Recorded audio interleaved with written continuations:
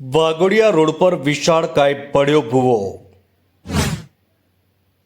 વડોદરા મહાનગર સેવા સદન એક મેવા સદન બની ગયું છે. વડોદરા સંસ્કારી નગરી, ભુવા નગરી, મચ્છર નગરી તેમજ વડોદરા ખડોદરાના નામે ઓળખાઈ રહી છે.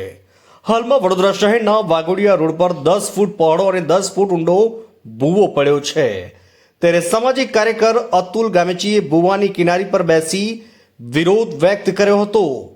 વડોદરા મહાનગરપાલિકાના તમામ વિભાગોનું સંકલન નહીં હોવાને કારણે વડોદરા શહેરમાં ભૂવાનું સામ્રાજ્ય સર્જાયું છે.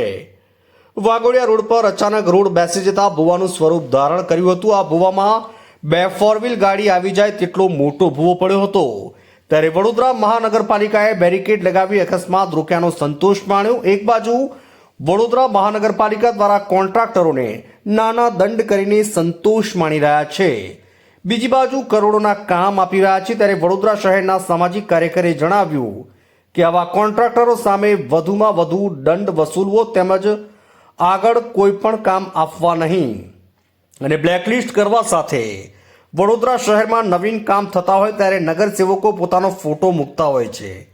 ત્યારે આવા ક્યાંક ભૂવા પડતા હોય ત્યાં પણ ફોટા લગાવવાની વાત તેમણે કરી હતી.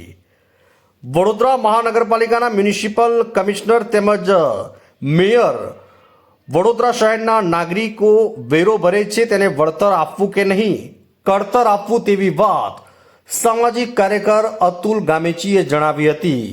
વિજય ચૌહાણ, વડોદરા. વડોદરા મહાનગર સેવા સદન એક મેવા સદન બની ગયું છે. વડોદરા શહેરની જનતાને સ્માર્ટ સિટી કહીને ખુલ્લું બનાવતા આ વડોદરા શહેરના શાસકો, આ વડોદરા શહેરના અધિકારીઓ આજે જોઈ શકો છો વડોદરા શહેરના વાઘોડિયા રોડ પાસે મસ્ત મોટો ભૂવો પડ્યો છે. 2 4 વ્હીલર આવી જાય એટલો મોટો ભૂવો છે.